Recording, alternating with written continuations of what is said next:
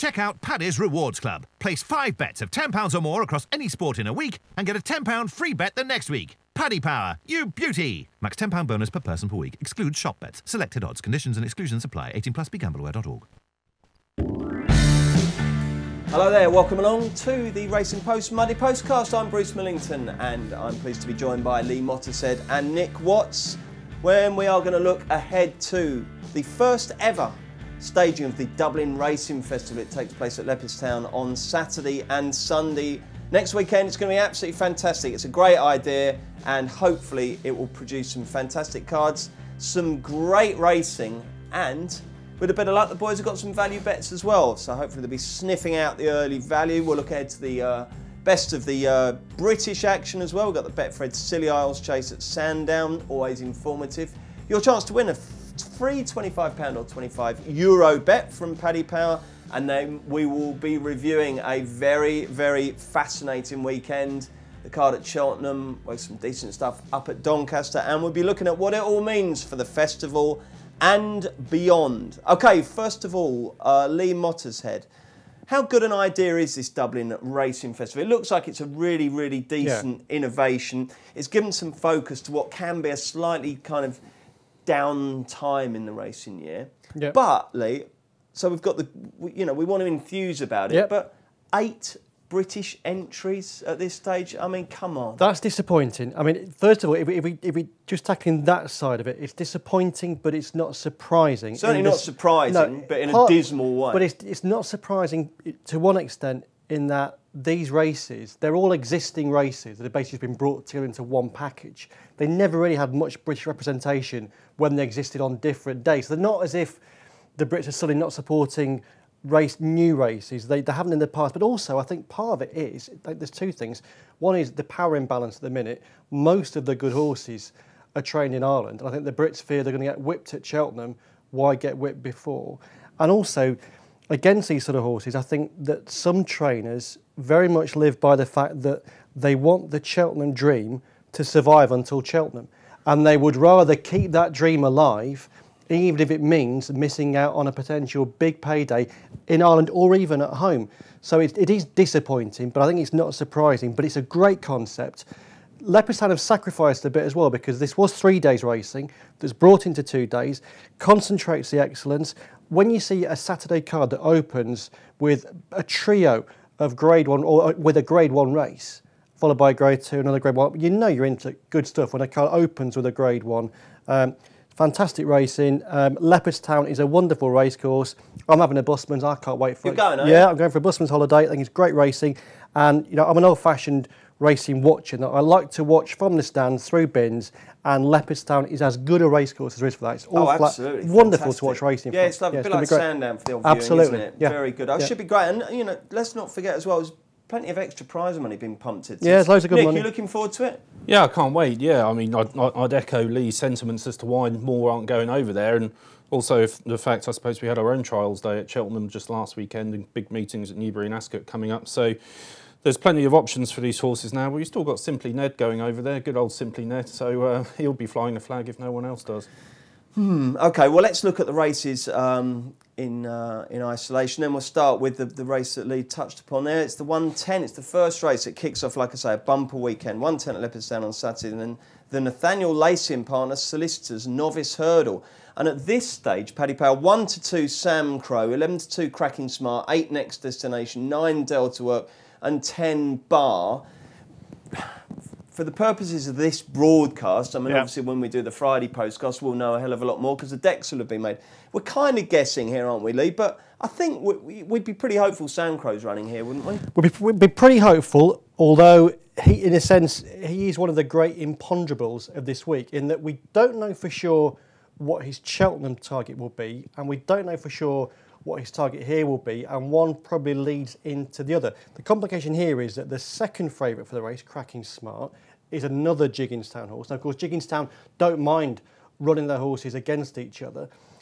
He's got an alternative option over 2 miles on Sunday, big distance differential, 2 miles 6, 2 miles. Where should he run, Lee? I would like to see him run over 2 miles, because I'd like to see him run in the Supreme at Cheltenham.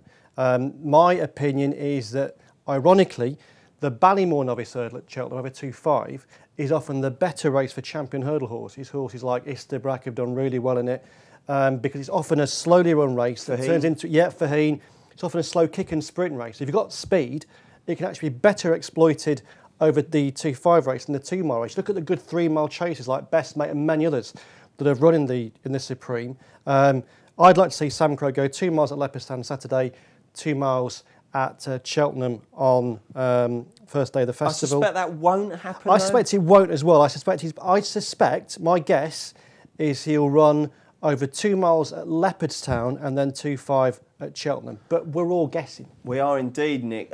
What's your view of Sam Crow in terms of what his best race should be and also how good he is? They're really difficult questions to answer because he's done it all very nicely. What he's been beating, is open to question. His best distance is open to question. He's one of these horrible horses to predict from an anti-post perspective because you ask connections, they say, well, he can win over 2, he can win over 3, he can win over 2.5. They really don't give any clarity whatsoever as to what his target might be, what his best trip could be. And when you think back to Faheen, when he won the Ballymore a few seasons ago, he won a race over 3 miles at Christmas at Limerick in the mud.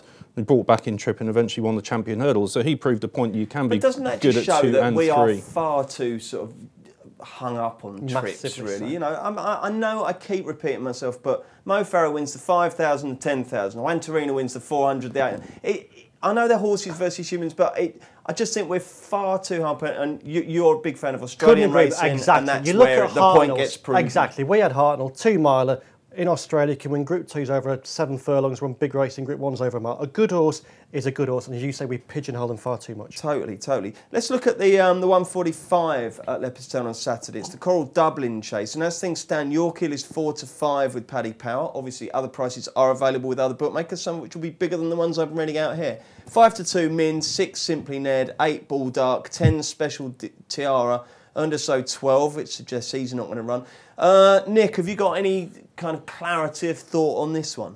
Well, it's a fascinating race. I mean, York Hill is always box office wherever he runs. You never quite know what he's going to come up with, and this is obviously a big change from what he's been trying to do.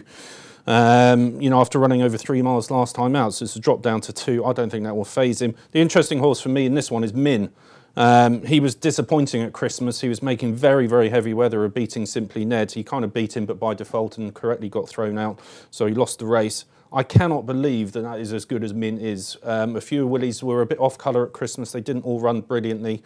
I wouldn't be surprised to see a much, much better performance from Min. He's going to need it, but I think he's capable of it, and I don't think we saw the horse that he is at Christmas. So he's the interesting horse for me, maybe even more than York Hill, because I think he will be suited by the return to 2 miles. I mean, all of our Willie Mullins crystal balls are pretty much opaque, aren't they? It's a very hard one to read, that crystal ball. But would you expect York Hill and Min to run here, Lee, or one or the other, or neither? I mean, Willie was quoted at Nace yesterday saying that was the intention. He's been one of the biggest vocal supporters of this weekend, so I think he might well end up doing that. He certainly, I think, wants to run York Hill over 2 miles. Doesn't give him many options before the festival of doing that. It's the obvious race for Min. If you're Paul Townend, you face an interesting choice if you're given the choice. Some ways, you'd imagine he'd be on York Hill just because he's the biggest conundrum of a horse, isn't he? York Hill all day. Do you think? Yeah, I mean, I thought Min was, like Nick, I thought it was really impressive at Gowan in a weak race first time out, and then he was disappointing last time. Look, you know roughly. I know you say he underperformed last time, Nick, but you know roughly where you are with Min. You don't know with York. It's a journey in Sunday night. You're going to want to be part of that, surely. An interesting race, but again, one until we see the final field. It's not going to be that clear to comment on. The 220, that's interesting, I'm telling you. It's the Frank Ward Solicitors Arkle Novices Chase, and obviously with a mind to the Racing Post Arkle at the festival. Footpad is currently favourite with Paddy Power 8-15, 5-2 Petit Mouchoir, and it's 12-1 Bar. Now then, obviously, So Royale won well. He was all right, wasn't he? He ran well at Doncaster. I got a suspicion that might have been viewed a little bit less complimentarily than it should have been. I thought it was a pretty good performance, but he didn't blow them away. The thing with obviously Sorrel and Footpad from an Arkle perspective, Nick, is they're both the two-tone green of Munir and Suede. Do you think they'll both run in that, or do you think they'll wait and see what happens in this race with Footpad and then potentially step him up and run him in the JLT? I think they might run against each other. It's something they did a few years ago in the Triumph Hurdle. They ran Peace & Co first and they ran Top Notch in the same race. So I don't think that particular set of owners are particularly worried about one horse facing off against another. It's the race that Soverall has to go to. Alan King said that, and I think it might be his only entry at the festival if I'm right. But then Footpad has looked exceptional since he's gone over fences. He's an absolute joy to watch. The way he takes on his fences, his enthusiasm, he's looked very, very good. I expect him to win comfortably the weekend. Sorry, can't give viewers any more, decent prices than we have done already, but I expect him to win and win well, and I wouldn't be surprised at all to see the two of them take each other on in the Arkle, and it would be a great race. Lee, have you got any thoughts on either this Arkle or the Racing Post Arkle? Well, in terms of the Racing Post Arkle, I was encouraged by the way Soverall finished that race at Doncaster. I mean, I've always been a big Soverall fan. I backed him in last season's champion hurdle. I think he's always been the sort of horse that looked like there was a really big race in him. Partly you're led into that way of thinking because of the way he travels through a race. But he had one big flaw in the past, or certainly a perceived flaw, is that he was a weak finisher and that he travelled better than he actually... he looked like he had more to give than he actually did. At Doncaster, yeah, it's a flat track, but as at Sandown before, he looked like he was finishing off the race really well, which he'll need to do in an Arkle. And for me, he's probably still the likeliest Arkle winner. As for this race, it's a humdinger. The Footpad connections, Anthony Bromley, the racing manager for the Minier and Suede camp, made the point in the post that, listen, on hurdles ratings, Petit Mouchoir is a better horse. I remember going on Irish Champion Hurdle Day last year, and Footpad...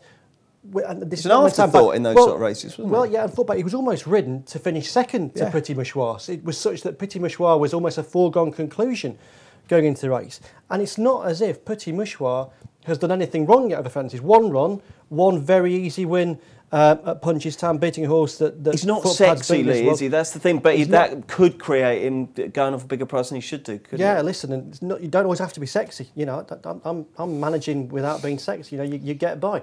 I think it's the fact he's been off the track a little while. Maybe that's a big imponderable. Yeah. But even so, 8 to 15, 3 to 1, or whatever the price is, it's a big difference. Big old imbalance. And it won't be like that on Saturday, surely. We've also got a similar market for the big race on Saturday. It's the BHP Insurance Irish Champion Hurdle. 4 to 5 Faheen with Paddy Power, 3 to 1 Mellon, 11 to 2 Mick Jazz, 8 Sam Crow, 8 York Hill, 14 Jeski, 14 Bapomi, 14 Defi de Soif, 16 Chittabello, 16 Super Sunday. So the big names are all there. At this stage, we don't know who's going to end up there, but we are pretty confident that Faheen is likely to run here, Nick, and it's a huge test for him. And he's, 6 to 1 currently for the Champion Hurdle, something along those lines. I mean, he could be no offers, or he could be Fav again, couldn't he, basically? Yeah, I mean, I'm not, I wouldn't be enthused about backing him at a short price on Saturday, bearing in mind what happened last time. I don't know I don't think there has been an excuse that's come up for him since. They've run all sorts of tests. Nothing appears to have come to light, but he is a 10-year-old. He's had his injury problems and he's got to put that behind him. So would I want to take a short price in him on Saturday? No, I wouldn't. Would I back him for the Champion Hurdle? No, I wouldn't either. We're not going to see Bouverdare against him, which is a shame. He probably goes to Sandown on Saturday, I imagine. The horse I want to see in the race is Defi de Sile, who... one run at Ascot, inconclusive, not at his best. Philip Hobbs hasn't been at his best all season, but obviously carried all before him as a juvenile, winning the Triumph Hurdle. He'd be an interesting marker if they did decide to run him, if he could get close anywhere near to a reformed Faheen, because obviously the same connections as Bouverdare. But it's a fascinating race, but it's hard to come up with a selection. I just know that I don't want to be involved in Faheen, and I might be, Lee, like you, watching through my binoculars without an interest in the race. Lee, I mean, yeah, if ever there's an excuse for not having a bet in a race, this is it, isn't it? Because you just, no one can explain what happened to Faheen last time, can they? So, you really are taking a real punt, aren't you? They can't, yeah. And it's after timing, but I thought watching the Faheen race from a fair way out, that he looked, it was odd that Paul Townend seemingly allowed the stablemate to go on past him in the... That wouldn't have been... A Faheen on form would have just been ripping down the back straight. He wouldn't have had the stablemate going past. And yet he looked so good on his return, didn't he? He was fantastic on his return. Again, no one has ever explained the bounce to me. Was it the absolute ultimate manifestation of this bounce thing, or you know, it's just so hard to tell. But that other cliche, they're not machines. He could have woken up just feeling pretty rubbish on that day. He might have been off par for whatever reason. But as you say, we know from the Morgiana that he's come back from his long absence with tons of ability. Because there was no fluke about that. It's there on the figures. And as you say, you're going into a race like this with, unless Bouverdé gets stuffed at Sandown, it would take a lot to usurp him at the top of the champion hurdle betting. But it's a fascinating race. Mellon ran a great race at Cheltenham, I thought, in the international hurdle. He pulled like a train, oozed class that day. Again, he was fantastic on this card 12 months ago, winning first time out of the hurdles. And the point Nick made about Defi de Soy, just before we came in here, we stuck out a story across our mobile digital products from the Connection saying the plan is to run on Saturday in the Irish champion hurdle. There'll be a few people having a little nibble at 14s then, won't they? Just on the basis, because, you know, the odds-on favourite ran appallingly last time. He ran appallingly. He's 14s. Yeah, absolutely. He was superb last season. You've always got that question mark of juveniles in their first season in senior company.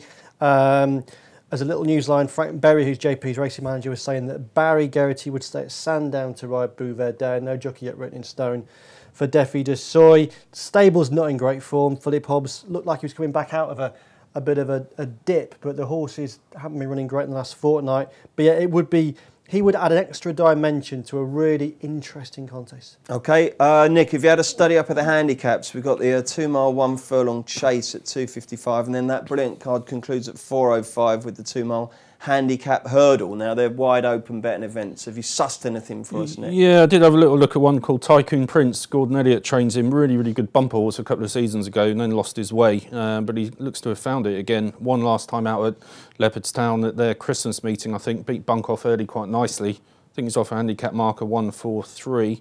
Half-brother to Puffin Billy, Oliver Sherwood's good horse a few seasons ago. And he's back on the right path again. So if he goes, I think it's called the Sandyford Handicap Chase. He's 12-1 with Paddy Power, who also bet 8-1 American Tom, 10 Tully East, 10 Benny de Dieu, 10 Nearly Narmad, 11 Blast of Coombe, and 12 Ordinary World. Who had a hit with Ordinary World? Before your time, Duran.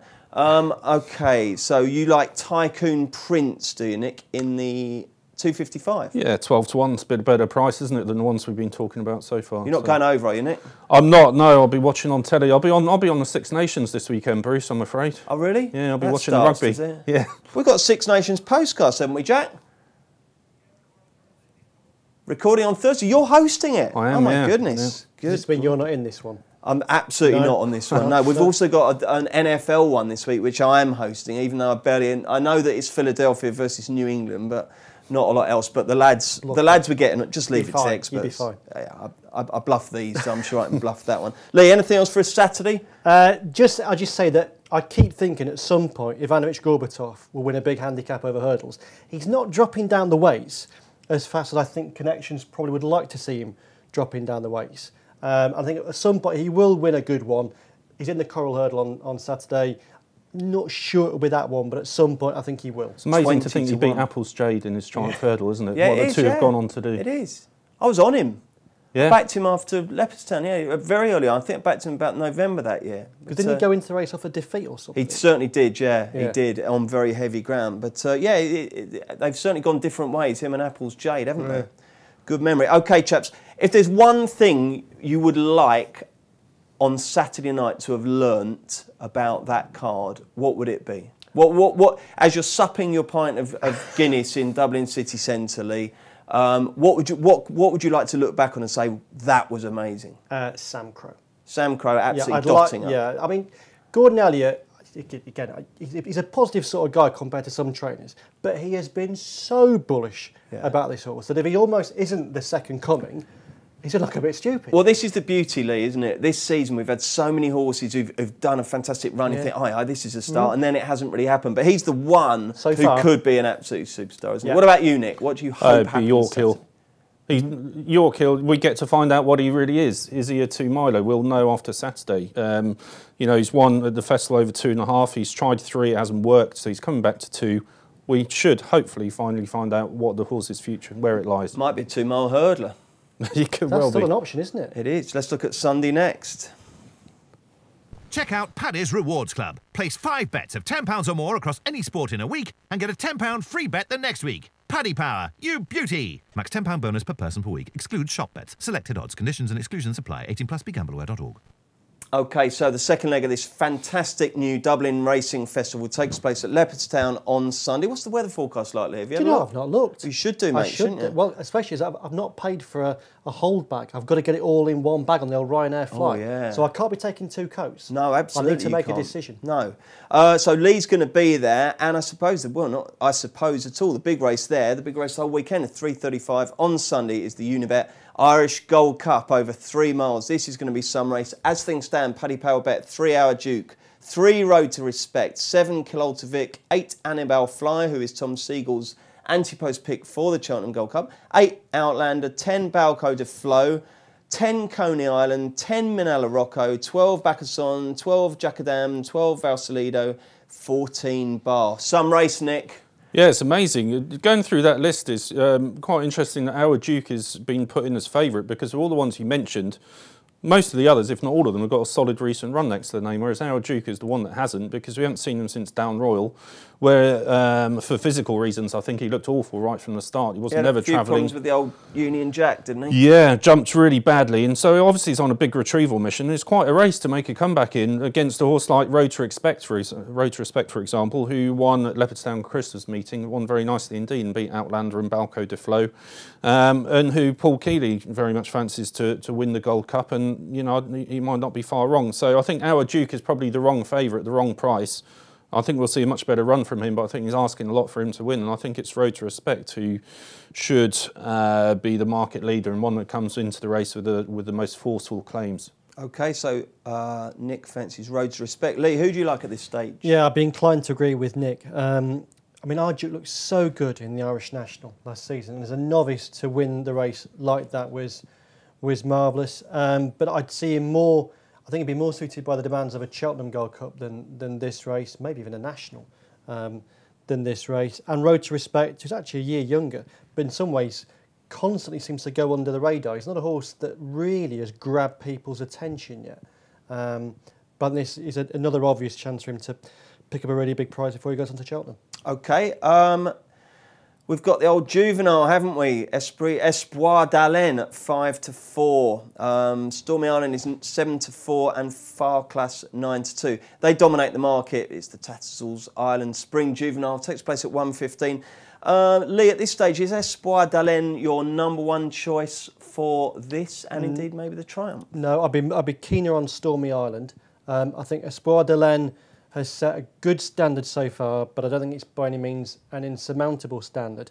And with Stormy Island, just have a look on the Post website for her first run in Ireland at Fair. It's astonishing. I mean, she won by a Bristol de Mai margin in admittedly a weak Fairy House hurdle, but she was devastatingly impressive. Obviously, she gets the sex allowance, and I think she's the one to beat in that race. Who do you think, Nick?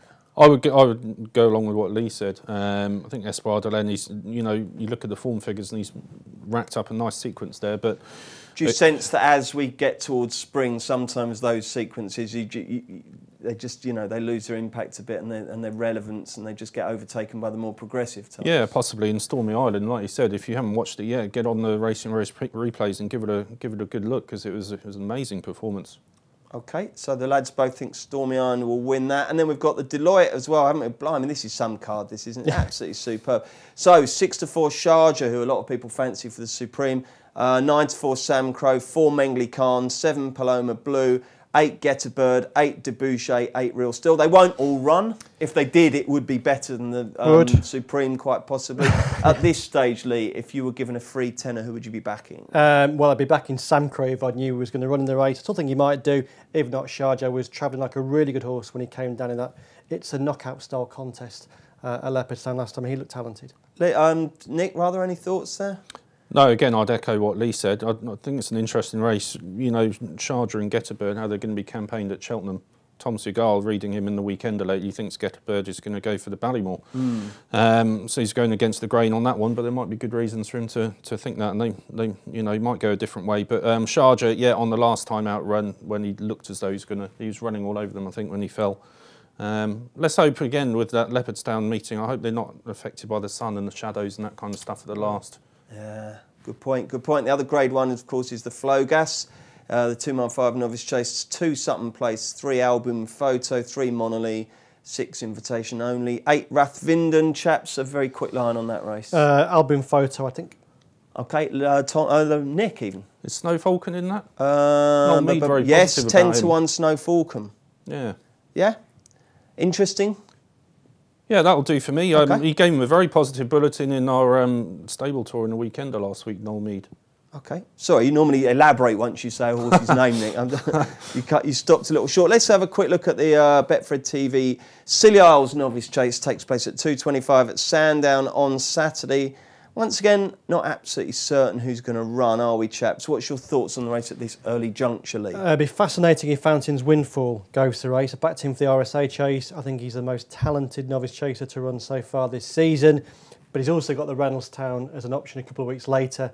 But if he goes, I think he'd be a really interesting runner, and it would probably be potentially good for him in the sense that he's had a few jumping blips in the past, and going around Sandown at 2.5 mile speed might well stand him in good stead en route to Cheltenham. Yeah, they might also say it's a test that's slightly more arduous than they might like. Yeah, any thoughts on the Scilly Isles? I like Fountains Windfall too. I think he's been a bit unlucky. You look at the form figures, he got 2 Fs, and you might think he's a dodgy jumper. I don't think he's ever been that bad. And I think he was a bit unlucky to come to grief in the Novice Chase at Kempton on Boxing Day, when he was travelling very well, probably better than Black Corton at the time. Didn't make much of a mistake then, but just knuckled over on landing, and you know, he came to grief. But put that behind him with a real stunning display last time. He's obviously made a stern stuff to come back from that and win as nicely as he did. I think I agree with Lee. I think this is a good spot from Anthony Honeyball. If he can get through this and get over Sandown's fences and win, his confidence will be sky high going into Cheltenham. Amazing, isn't it? All these famous race titles we've lost, haven't we? But we still maintain one that's named after a roundabout. We lost it for a while. It became the Betfred Challengers Novice Chase, which lacks something. But it is a roundabout fans all made their feelings known. Yeah, it's a big community, and it is a grand roundabout. I've often been puzzled going around the city. Lee, there is no road junction in the world that doesn't puzzle you, mate. There is a degree of truth. One thing I am not puzzled about, if I can just rewind a second or two, just back to Leopardstown, Bruce. One of the most interesting runners over the 2 days, if he goes, is Total Recall in the 3 mile handicap hurdle on Sunday. He's rated 156, I think it is, over fences, 125 over hurdles. If he runs in this race, at the minute he's on 9 stone 13. There's thrown in, and then there's this sort of thrown in. This sounds like your way of paying for the weekend, Lee. Well, I did. I backed it. Albeit you'll obviously be bunging through outrageous expenses. This is the Busman's. This is the Busman's. You can claim that. No. I'll not hold you to that. I did the probably foolhardy thing yesterday of backing a Willie Mullins trained runner with no knowledge of whether Willie Mullins planned to run the horse in the race. Just thinking he was so well. Johnny Ward came to the same conclusion. He took him one of the Sunday Irish papers. But I say he's so what price? I backed him at 7 to 2. I think John had at 5 to 1. He's if now he 15 runs, to 8. Oh, is it? I was going to say. So if he runs, he could be. He'll start really about 11 to 10. Yeah, in a handicap. He's over 2 stone well in. And if you're Willie Mullins and you're thinking, my plan for Total Recall is the Grand National. You want to protect his mark. You run him over fences now. You could ruin it. But over hurdles, off a mark in the 120s, there's nothing a handicapper could do if he wins 10 lengths pulling a cart. And it's a race with 40 odd grand in first place prize money. So it could look very clever if he wins. If he doesn't run. And you've burgled the 7 to 2. Yeah. Okay, here's your chance to win a free £25 or €25 bet from Paddy Power. Simply tweet your answer to this question using the hashtag Postcast. Who rode Definitely Red to win the Cotswold Chase at Cheltenham on Saturday? We'll announce the winner on Friday's show. The free bet will be credited to your Paddy Power account, and we'll be discussing Definitely Red and others next. Check out Paddy's Rewards Club. Place 5 bets of £10 or more across any sport in a week and get a £10 free bet the next week. Paddy Power, you beauty! Max £10 bonus per person per week. Excludes shop bets. Selected odds. Conditions and exclusions apply. 18+. BeGambleAware.org. Welcome back to the Monday Postcast. Bruce Millington, Lee Mottershead and Nick Watts are chewing over a really fascinating weekend. That Cheltenham card promised much and delivered plenty as well. Really good stuff. The Cotswold Chase didn't quite go to market plan. Obviously, Bristol Demai was a very strong favourite. There's an enormous plunge, wasn't there, on single farm payment as well. But in the end, it was that nuggety northerner, Definitely Red, who got the job done in really good style. Danny Cook rode a really good race there. And afterwards, he was a bit of a springer in the Gold Cup market. I will find out exactly what he is when Lee starts talking so that I can go on my phone and access Paddy Power's market. Does he enter the equation, Lee? I think he has to, because it's such, I mean, it often is at this stage, but it's such an open-looking Gold Cup. You've got a favourite who I say might well end up in the Guinness Village after the final fence. You've then got a defending champion who's run abysmally on his most recent outing. It's a Gold Cup that could be right for an upset. He's going to be rated, well into the 160s after that run. Going into the race, I think Connections rightly had some doubts about whether Cheltenham was his track. In fact, I think they'd been quoted in the past saying he wouldn't go to the festival because he was much more an entry horse. No doubts on that score now. It was a really solid effort because American looked like he was right back to his best away. He travelled through the race. Listen, Bristol Demise, Bristol Demise. The Last Samurai ran a solid race too. Might it just not quite be good enough though, Lee? That if he ran that race at, course. Wetherby rather than Cheltenham, it might not look quite so good. That's absolutely the case. He's never going to go down as a vintage Gold Cup winner. But if it turns out to one of those Gold Cups that is like a Cool Dawn Gold Cup where a good horse wins but an outstanding horse, then he'd be a contender. He won't get that sort of ground though unless we have freakish weather. No, but I think Ellison's pretty insistent he doesn't absolutely need it. I'll tell you what, what, Nick, Nick, very good in it, wasn't he, at the course? The one thing he will do is stay, and it's pretty much 3 miles, 3 furlongs, absolutely full pelt from the off, Nick, isn't he? Did he impress you? Yeah, he did. Yeah, I think he's a real player. I mean, Lee, you were talking about sexy horses earlier. You don't need a sexy horse particularly to win the Gold Cup. You need a brave one. He comes into the kind of synchronised mould and just keeps going. Very strong up the hill. Funnily enough, I didn't have too many doubts about him acting around Cheltenham last weekend because he has won a bumper there in the past. And I thought maybe he went for the 4-miler before and it probably just wasn't his kind of race, But, he's a bit similar to Minella Rocco in a few years, who was, finished place last season. Much better jumper than Minella Rocco. I think he's very, very solid. I think he's been on the cusp of really good things for a while now. He hacked up in the Grimthorpe Chase last season, smashed the Last Samurai out the park. He's uncomplicated, isn't he? Uncomplicated. He jumps well. You know he's going to get up the hill. I think he is good enough. I think he's got a little bit more class than maybe people give him credit for. And he's a few points too big because he's trained by Brian Ellison and he's trained in the north. But that's still going to be the case. And what I'm saying, to me, he's a classic horse. You wait on the day when they're offering 4 places. They're still 5th to 3 on the Gold Cup. Come off it. Quarter to 3 at least. But I think on the day they'll be quarter to 4. And because he's training enough, I think he could, I don't see that price tumbling particularly unless a load of the sort of flashier contenders fall by the wayside. Let's get Paddy Power's latest Gold Cup betting. 3 Might Bite, 6 Sizing John, 7 Coney Island, 7 Native River, 8 Our Duke, 8 Road to Respect, 14 Disco, 16 Definitely Red and Kill Vic, as well as Minella Rocco and Total Recall and Whisper. It's 20 to 1 bar. So you've got 3 tenner chaps. Who's it going to be? Lee Mottershead, Gold Cup. It's gone on Native River already. All right, and Nick? Well, one thing I was going to say, Definitely Red winning like he did at the weekend should encourage Nigel Twist and Davis to run I knew you were going to say that. You go back to the Wetherby Novice Chase, the Towton, which is actually this weekend, 2 years ago. He thrashed Definitely Red 8 lengths, giving him £7. Native River was 3rd in that race, about 10 lengths further behind.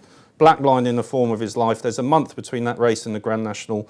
Seeing what Definitely Red did at the weekend, Blackline has got to go for it, and he's great value. Okay, Twitter does cynicism well and downbeatness, if that's a word. Brilliant. And after Apple's Shakira motored up the hill to win the Juvenile on Saturday in good style, a dark cloud descended over my phone. Everyone's saying, that can't win, that wins nothing, forget that, lay. Everyone was so unimpressed with Apple's Shakira, except poor old me. So 11 to 4, still with Paddy Power for the triumph. 11 to 2, We Have a Dream. 6, Espoir d'Allen. 7, Redemption. 8 to 1, Stormy Island. 12, Bar. Nick Watts, Apple's Shakira, discuss.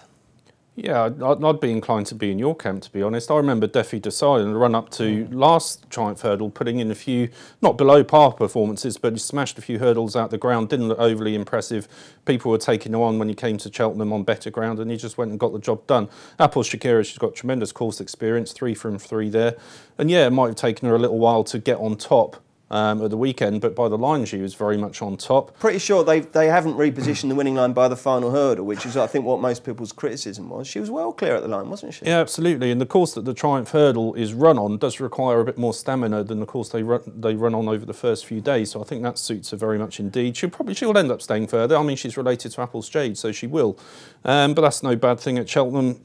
Yeah, I don't see her getting a lot shorter in the market, but she didn't do anything to diminish her claims at the weekend, I don't think. It's a really interesting Triumph this year, Lee, isn't it, I think? There are a lot of horses with a lot of proven form nice and early, and you'd have to expect a couple of progressives. Don't forget, until you get to the...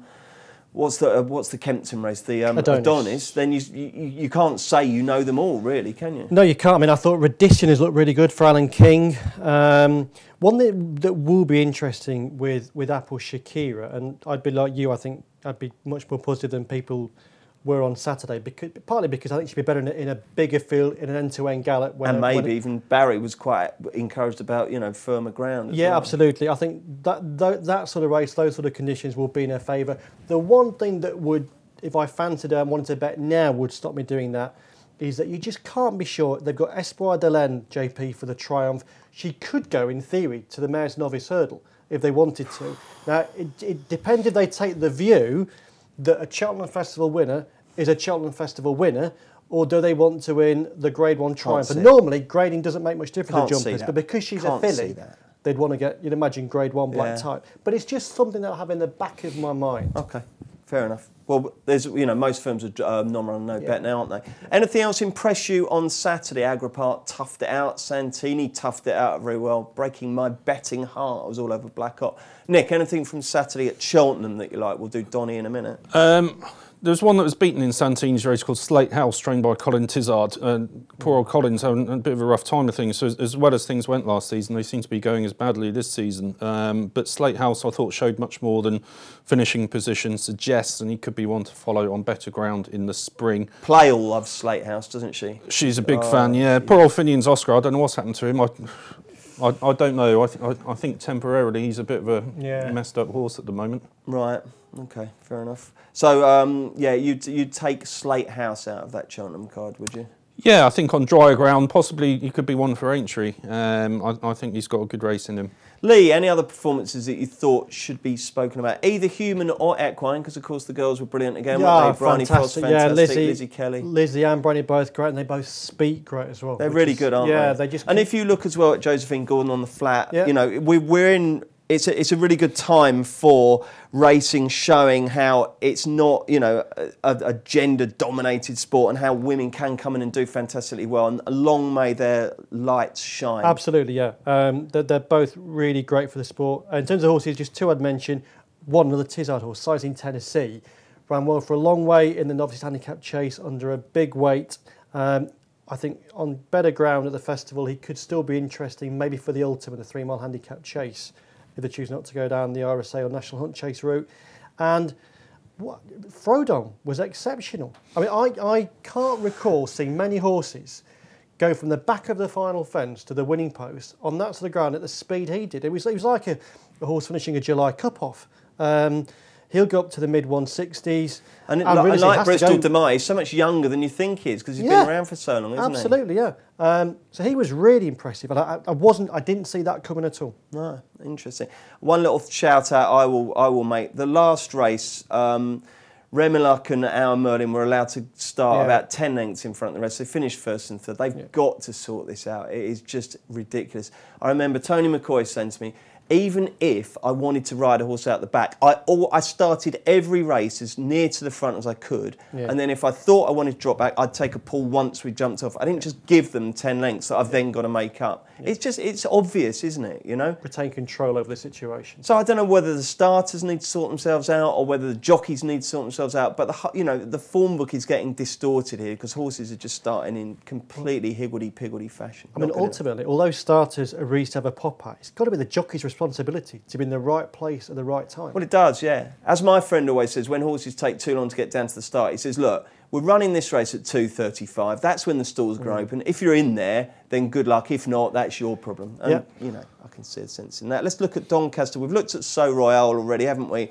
What about Maria's Benefit? It was a funny old race, that, wasn't it? Because she went miles clear, and at one point you think she's going to win half the track, and then you think, hang on a sec, she's going to get completely swallowed up here. But she found, Nick, didn't she? Was that a ride that perhaps Kieran Gethings might want to have back, or did he judge it absolutely perfectly, do you think?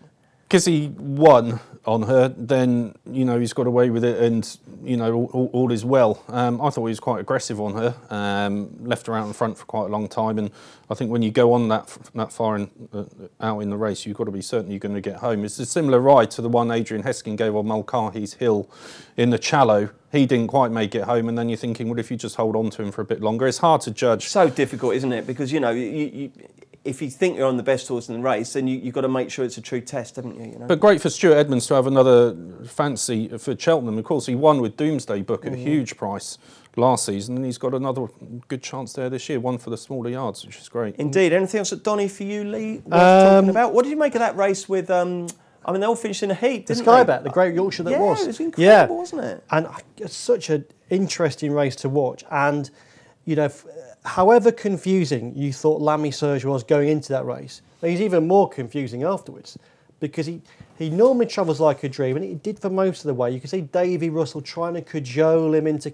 even halfway down the straight, he sort of had 5-6 lengths to make up. But he you was could tell further back than you would normally but be, equally, wasn't you he? could tell Davy didn't really want to get after him too soon, because he thought he might down tools. And then from the final fence, he's actually finished pretty strongly. Peculiar race. Was a peculiar Never going to race. get there, though, was he? No, he wasn't. Never quite. It was a great ride. I thought it was a great ride from Russell to get him as close as he did. I thought he worked miracles to get there. But surely, Nick, with that horse, you've either got to get there a bit too early and lose it, or you've got to get there in time. It just felt like he just did neither, really. I think he missed out a couple of fences early on, and that's kind of forced Davy's hand, and he's had to go and rein him back and let him get into a rhythm. I still think it's a miracle how they managed to cling on all those trips. So I'm very loath to criticise jockeys for those kind of things, because it is just such a hard job. Yeah, he still wouldn't be one you'd rule out of the Stayers Hurdle. You know, he's won a French champion hurdle, and the hurdle positioning at the festival suits him, because on the old course and the new course, they have the final flight as close to the winning point as at any stage in the whole season at Cheltenham. So you've got a very short run in.